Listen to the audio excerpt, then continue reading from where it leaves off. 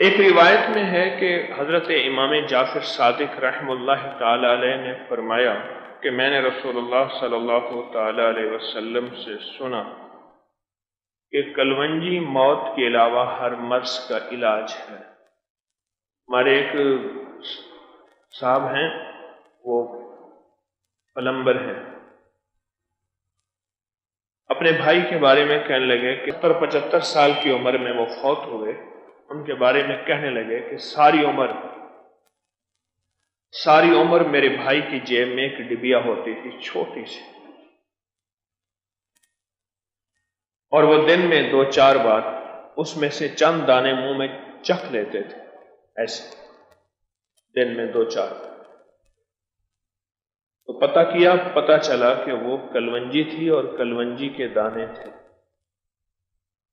اور انہوں نے 70-75 سال سے زیادہ کی عمر پائی ہے۔ وہ کہتے ہیں آج تک بیمار نہیں ہوئے، اور کلونجی کی وجہ سے وہ ہمیشہ صحت مند رہے۔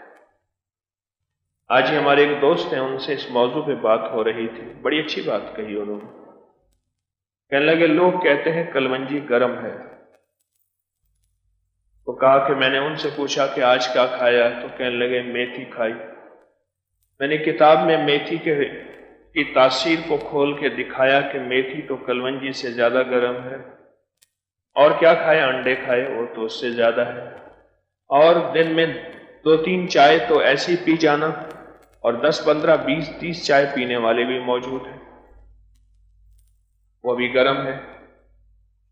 ہم اپنی غذاؤں میں چیزوں میں تڑکا لگاتے ہیں، وہ بھی گرم ہے۔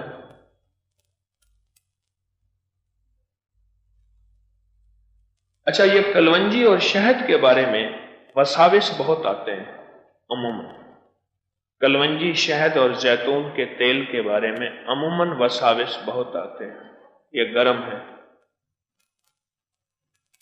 عرب جب تک ان کے غذاؤں میں کلونجی تھی، شہد تھا، زیتون تھا، اور پنیر جبنا چیز جسے کہتے ہیں، یہ سادہ غذائیں تھیں، سارے عالم میں فاتح بھی تھے اور عبادات میں بھی آگے تھے۔ بڑی تفسیریں، کتابیں، حدیث، فقہ، اعمال، ذکر، تسبیحات، یہ ساری چیزیں وہ کرتے تھے۔ اور وہی لوگ جب ان سادہ غذاؤں سے چلے گئے تو زندگی میں سب کچھ ختم ہو گیا۔